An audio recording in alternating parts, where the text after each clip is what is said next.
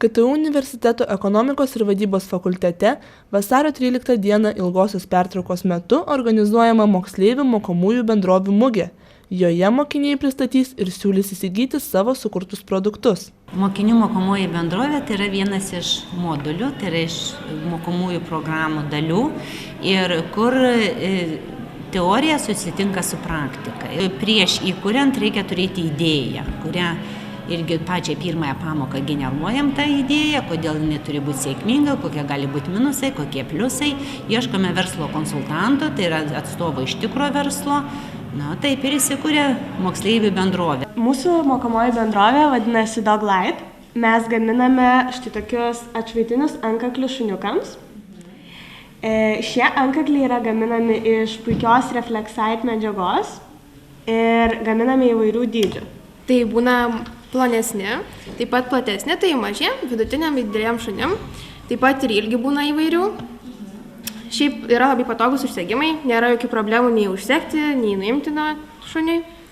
Ir būna dviejų spalvų, tai šviesus ir tokie geltoni. Mūsų bendrovė vadinasi Tarškėk garsiai ir mes užsiimame terkšlių pardavimu. Tai yra lietuvių liaudies nuo seno žinomas produktas. Jisai, kaip matote, yra pagamintas iš medžio, susideda iš dviejų dalių ir kai sukasi ašis, tiesiog yra išgaunamas aukšto dažnio garsas.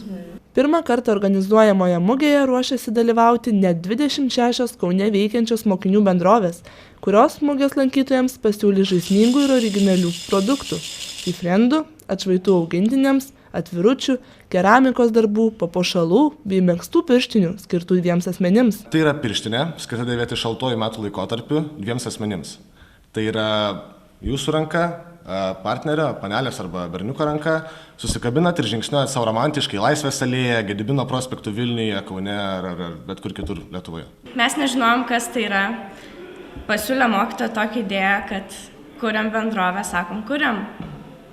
Ir kaip ir minėjo, gaunasi 1 metai dažniausiai susigamina papuošalus, dėl to, kad tai atrodo populiaru.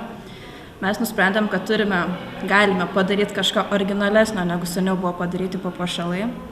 Ir nusprendėme įgyvendinti šią idėją.